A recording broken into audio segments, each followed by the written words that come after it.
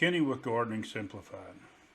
Today I'm going to talk about garden politics. Sometimes it's easier to explain things the way that Jesus presented them.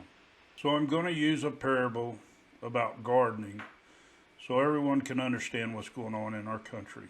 Don't let my Christian view of things affect your decision to watch this video to the end. Don't let your political or non-political view stop you from watching. Please watch the entire video. Realize that you are the gardener. First, we design a system for our plants to flourish. We structure it in a way that many different kinds of plants can do their best and grow together, amending the soil to encourage their growth. Most gardens are set up with boundaries, and as gardeners, we set up a fenced border to protect the garden area from those that would seek to destroy our achievement.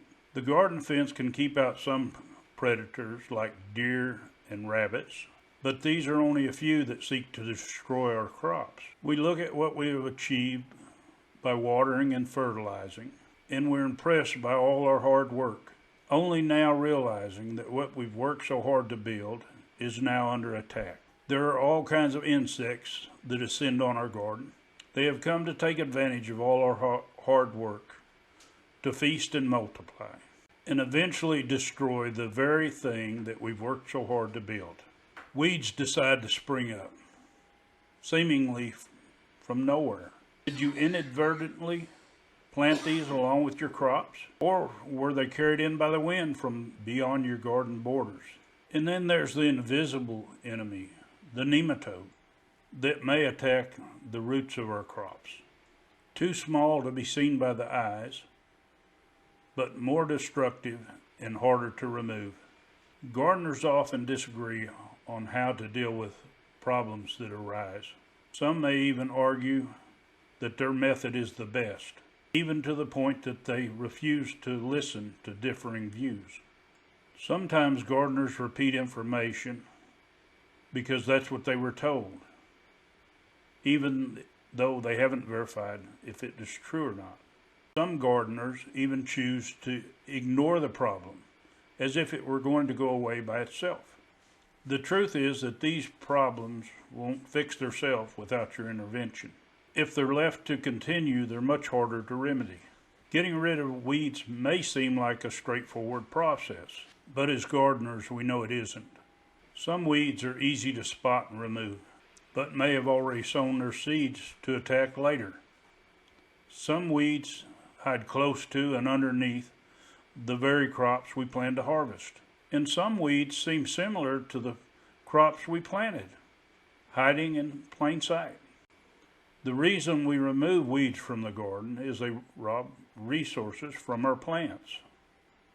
If left unchecked, they'll outgrow and overshade the intended crop. And some even secrete substances that destroy other plants around them. Ridding the garden of insect pests is a similarly hard process. We could use pesticides, but the harsh nature of the chemicals would not only rid us from the harmful pests, it would also harm the beneficial insects.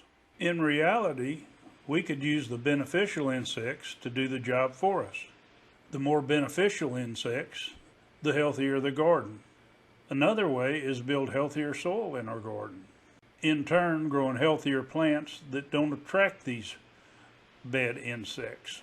America, our garden has a problem. It is being overrun and trampled by predators and pests that have no interest in seeing it flourish, only on what can benefit them, not working to make it better, but calling on their companions to do the same. And it seems that there are other gardeners that are trying to destroy your garden with misinformation, covering up the truth, and ignoring the science. In closing, think about what you've learned. Don't be so political that you won't see the truth.